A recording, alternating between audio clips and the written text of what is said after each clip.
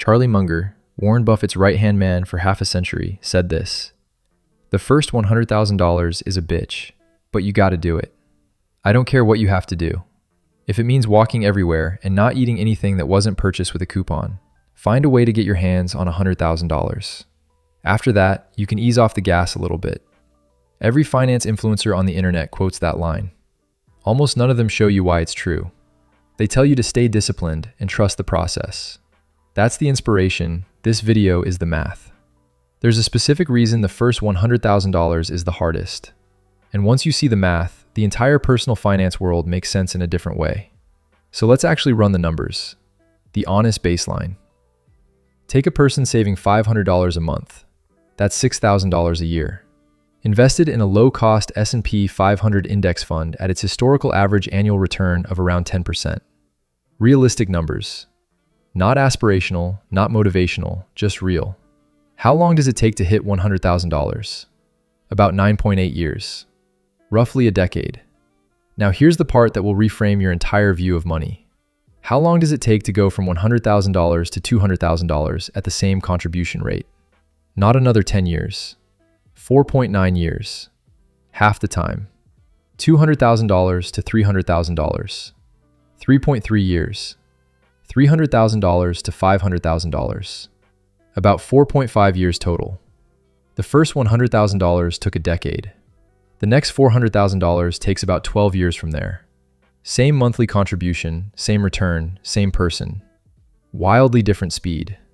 This is what Munger meant. Why this happens. It comes down to one thing. Who's doing the work? When you start at zero, every dollar in your account came from your paycheck. The market has nothing to compound on yet. At year one, you've contributed $6,000 and earned maybe $300 in growth. You're doing 95% of the work. The market is doing 5%.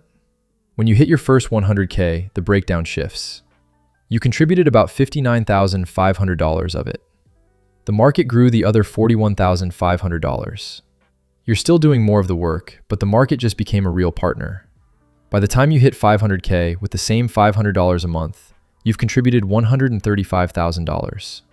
The market grew the other $365,000. The market is now doing nearly 3 times more work than you are.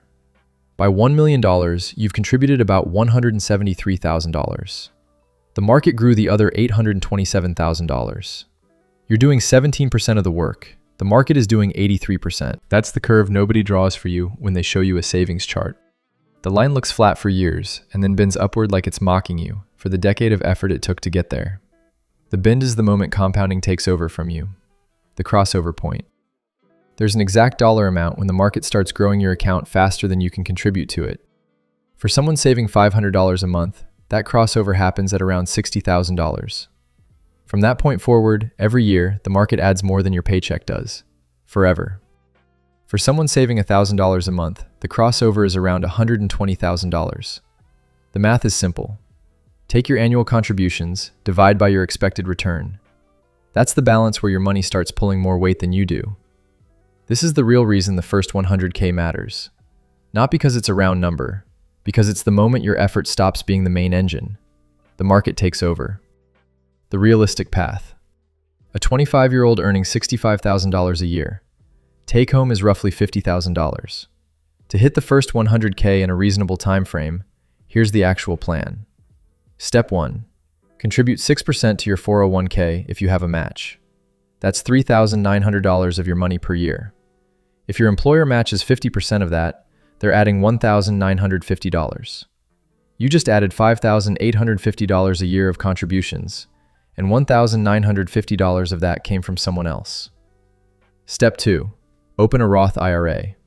Contribute $250 a month. That's $3,000 a year of tax-free growth. Step 3. The remaining slack goes into a brokerage account, even $100 a month. Total contributions, about $825 a month including the employer match. At a 10% historical return, the first 100K hits in roughly 7 years. Not 10, not 15. About 7 if you use the match. Why most people take 15 plus years instead? The math says 7 years. The reality for most people is closer to 15 to 20. The difference is rarely about contribution amount. It's about the same handful of mistakes. Mistake 1. They cash out their 401k when they switch jobs. The number of people who do this is significant. Roughly 40% of job changers cash out. They restart from zero. Mistake 2. They invest in the wrong things inside their 401k.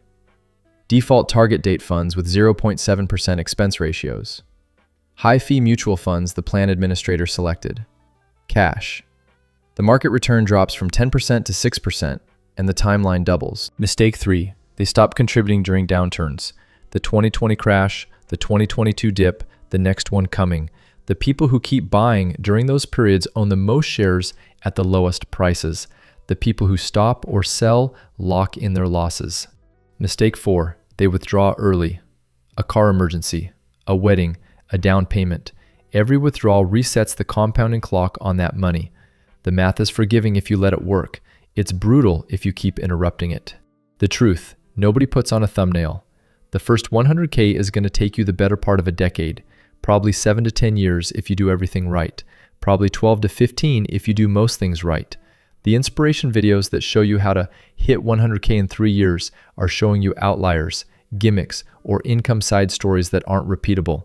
The real game is showing up for a decade, letting the math do what the math does, then watching the second 100K arrive in half the time, and the third 100K in a third of the time, and the fifth 100K so fast you'll feel like you forgot you were saving.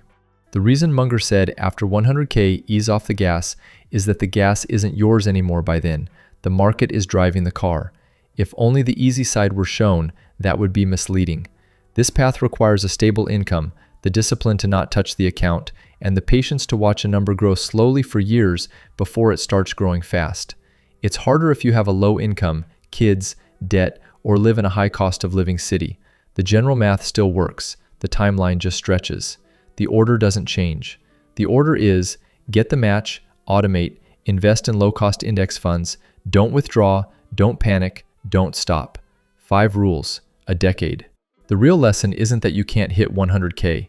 The real lesson is that quitting in year 3, because the number is moving slowly, leaves a great deal of wealth on the table, since year 3 is exactly when it's supposed to move slowly. The math is rigged in your favor, but only if you stay in long enough for the rigging to kick in. Next time someone tries to inspire you to hit 100K, ask them for the numbers, because the answer that includes the actual math is the only answer that matters.